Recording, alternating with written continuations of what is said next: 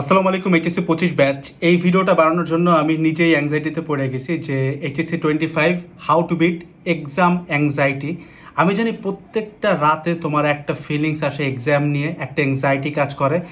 এটা সব কিছু মিলে যে এক্সামের আগের মাসটা আমি কেমনে কাটাচ্ছি, লাস্ট টাইমটা কেমনে কাটাচ্ছি, সামনে ঈদ আছে, সব কিছু মিলে ওভারঅল সিচুয়েশনটা, পারিবারিক সিচুয়েশন। আমি ভাই একদম তোমাকে পুরো জিনিসটা রিলেট করে বলতেছি যে এরকম ঘটনা ঘটার চান্স অনেক হায়ার। যে তোমার কাছে মনে হতে পারে যে ভাই আমার ফ্যামিলিতে হয়তো কোরবানি দেওয়ার সামর্থ্য নাই, অনেকে দিতে পারতেছে, সো তুমি হয়তো কিছু জায়গায় একটু লো ফিল করো, যেটা আমি অনেক সময় করছি। তো এরকম একটা ব্যাপার থেকে শুরু করে নিয়ে লাইফে কিছু করতে হবে, তার সাথে এক্সাম, অনেক বন্ধুবান্ধব ঈদ খুব ভালো মতো কাটাচ্ছে, যেখানে আমার হয়তো কিছুটা অ্যাংজাইটি কাজ করতেছে, অনেক সিনিয়র ভালো কাটাচ্ছে, জুনিয়র কাটাচ্ছে, এরকম ওভারঅল একটা প্যারা থাকে। তাছাড়া প্রচুর পড়া বাকি, প্রস্তুতি একদম বাজে। সব কিছু মিলে এই ভিডিওটা থাকবে 5টা স্টেপ নিয়ে কথা বলবো, যেটার মধ্যে 1 নাম্বার এবং 4 নাম্বার স্টেপ একদম মাস্ট ফলো। এই দুটো ফলো না করলে তুমি যতই ভালো প্রিপারেশন নিয়ে থাকো না কেন, এক্সাম হলে অথবা এক্সামের আগের সময়টুকুতে তোমার এমনিতেও অ্যাংজাইটি কাজ করবে, রাতে ঘুম আসবে না, পুরো প্যানিক করতে থাকবে, পড়াও হবে না, আবার কিছু করতেও পারবা না। তো ভিডিওটাতে যাওয়ার আগে একটু কথাবার্তা বলে নেই যে আমাদের আজকে 30 তারিখে 30 মে আমাদের হচ্ছে গিয়ে কম্প্যাক্ট রিভিশন ব্যাচের ডিসকাউন্টটা শেষ হওয়ার কথা ছিল। তবে এটা নিয়ে খুব বড় সড়ো করে আমি কথাবার্তা বলি নাই, কোথাও সুযোগ হয় নাই বলার। তো অনেকেই আছে যারা হচ্ছে এনরোল করতে পারো নাই, আমার কাছে অজস্র ইমেইল আছে, আল্লাহ মালুম যে হেল্পলাইনের কী অবস্থা। তো তোমাদের জন্য আমরা আর একটা দিন বাড়াচ্ছি, বাট এরপরে এই কোর্সের প্রাইস 1570 টাকা হয়ে যাবে। আর আমি রিকমেন্ডও করি না যে মাসের শেষে, মানে শেষ মাসে যায় কোর্স কেন। তো যারা এই কোর্সে যুক্ত হইতে চাও, this is your last time, ঠিক আছে?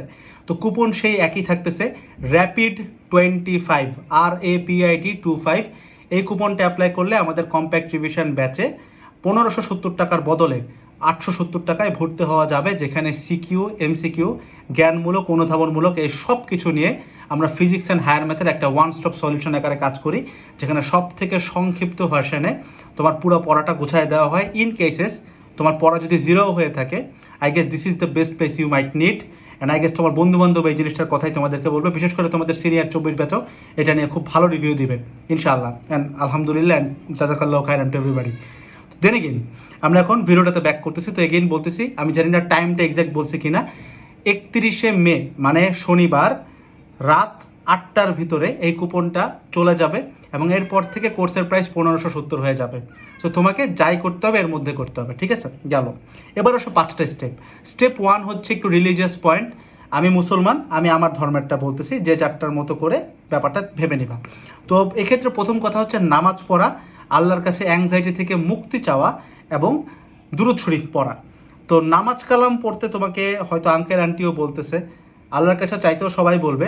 একটা পয়েন্ট হয়তো সবার বাবা মা বলবে না, অথবা সবাই হয়তো জানেও না ব্যাপারটা, বাট এই জিনিসটা কাজে আসে।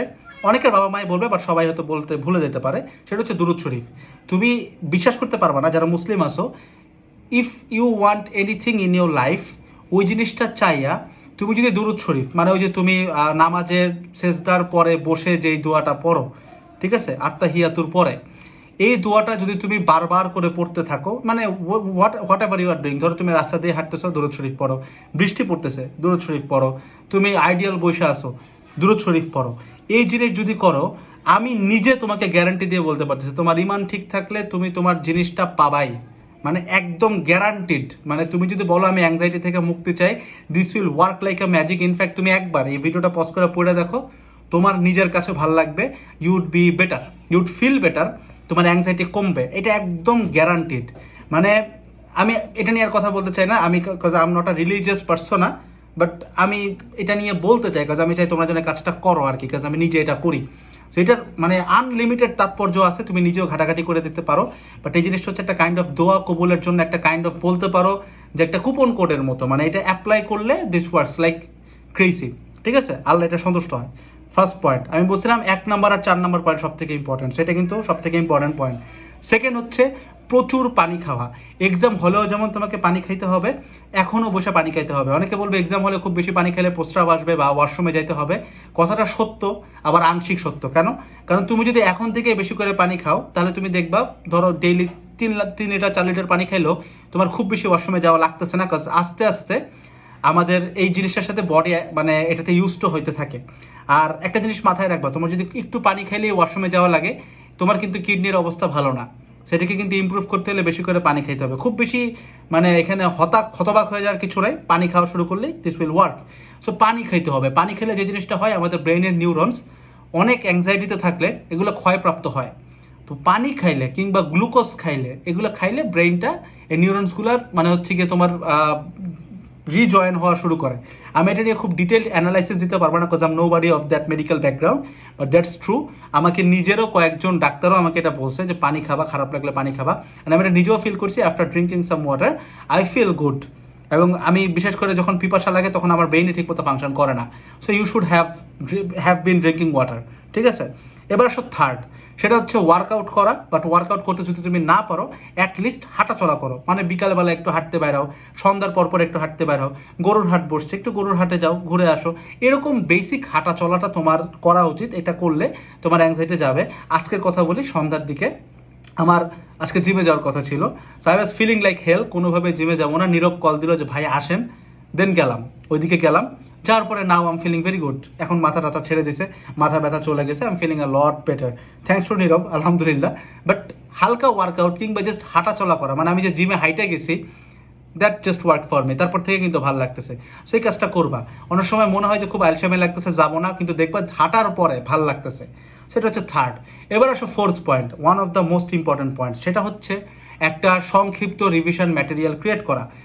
যেমন যারা কম্পিটিটিভ রিভিশনে আসো তাদের ক্ষেত্রে এটা, যে মনে করো আমরা যে সিকিউগুলো করাই দিচ্ছি, পার চ্যাপ্টারে মাত্র 10টা থেকে 15টা সিকিউ করাই দিচ্ছি 1 ঘন্টার একটা ক্লাসে। পার চ্যাপ্টার মাত্র 1 ঘন্টা, যেখান থেকে বলতেছি 8টা সিকিউর মধ্যে 7টা সিকিউ তুমি আমাদের ক্লাসগুলো করলে পাবা। তো এই সিকিউগুলো তোমাকে আলাদা করে গুছায় রাখতে হবে, যেটা তুমি পরীক্ষার আগের রাতে পড়বা। তো এই সংক্ষিপ্ত রিভিশন ম্যাটেরিয়ালের ভিতরে তোমার সংক্ষিপ্ত সূত্র নোট থাকবে, যে একটা সূত্র সবগুলো একসাথে, পাশে ব্যাখ্যা লেখা, কোন সূত্র কোথায় অ্যাপ্লাই হবে, অ্যান্ড দেন হচ্ছে কোন কোন সিকিউ লাগবে, অ্যান্ড হচ্ছে গিয়ে কোন কোন এমসিকিউ পড়তে হবে, ঠিক আছে? তো এমসিকিউর যেগুলো, সেগুলো আমাদের টপ 300-এ কভার হয়ে যায়। যেই ক্লাসগুলো এখনও বাকি আছে, দেওয়া হয় নাই, সেগুলো কিন্তু অলরেডি আপলোড প্রসেসে পড়ে গেছে। তো হইতে পারে যতক্ষণে ভিডিওটা দিচ্ছি তার কিছুক্ষণের মধ্যে ক্লাসগুলো অ্যাভেলেবেল হয়ে যাবে। তো এইগুলোর স্লাইডগুলো পড়লেও কিন্তু ভাই মোর দ্যান ইনাফ। মানে এর বাইরে কিন্তু এমসিকিউ আসবে না। আমি বারবার চ্যালেঞ্জ করে বলতেছি, ইনশাআল্লাহ 25টার মধ্যে আমরা 20টার উপরে তো দিবই, ভদ্রতা করে বলতেছি, কমপক্ষে 22টা এমসিকিউ তুমি পাবা ইনশাআল্লাহ। তো আমরা এটা কমন দিব ফিজিক্স অ্যান্ড হায়ার ম্যাথে।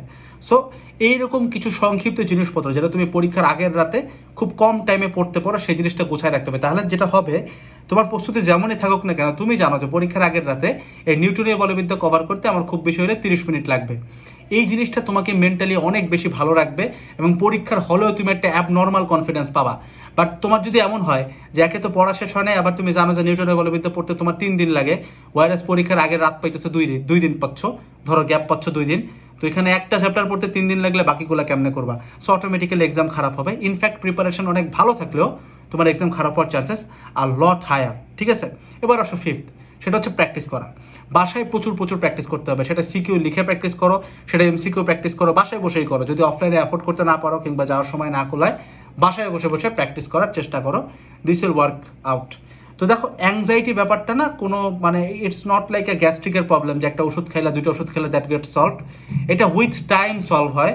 তার মানে হইতে পারে যে তুমি 5টায় এখন করলা, আজকে থেকে করলা, কাজ করলো না, but I can assure you পরপর 2 দিন 3 দিন যদি তুমি সেম কাজ করতে থাকো, তুমি এখানে একটা ম্যাসিভ ইমপ্রুভমেন্ট পাবা।